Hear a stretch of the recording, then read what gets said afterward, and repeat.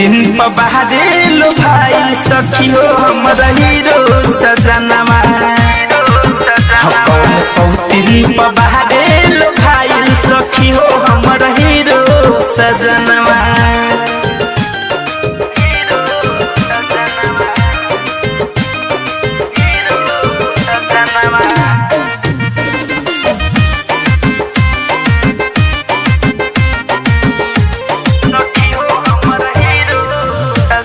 सिंगार के हम झमकाई तब पलट के न देखे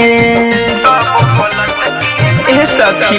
हाँ हाँ कौन बहाना के घर से निकले सौतीन यहाँ के लेके हम बते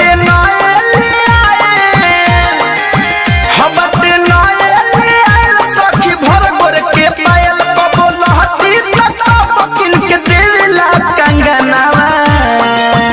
कौन सौतीन पबारे लो भाई सखी हो हमर हीरो सजनवा। कौन सौतीन पबारे लो भाई सखी हो हमर हीरो सजनवा।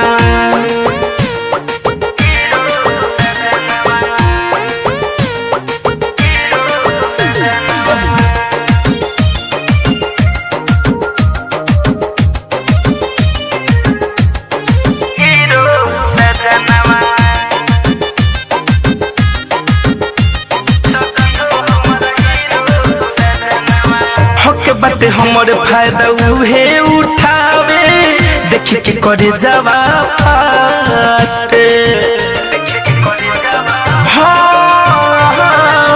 कहल पे धड़कन धनंजय पियावा सिनेमा से नाही साटे।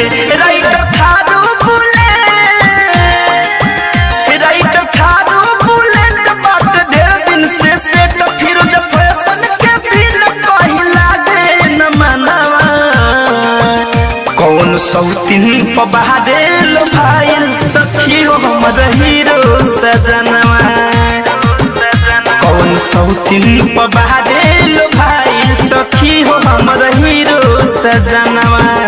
हमरा लागल पता कहीं जुड़ल बात ना तो करे से माता लेवे हमरा रोवे खजनवा।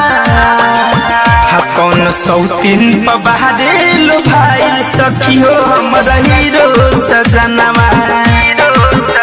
कौन सौतीन पबारे लो भाई सखी हो हमरा हीरो सजनवा। RCM म्यूजिक न्यू ऐप अभी डाउनलोड कीजिए हमारे गूगल प्ले स्टोर से और पाए भोजपुरी लोकगीतों का एक से बढ़कर एक ऑडियो वीडियो सॉन्ग बिल्कुल मुफ्त।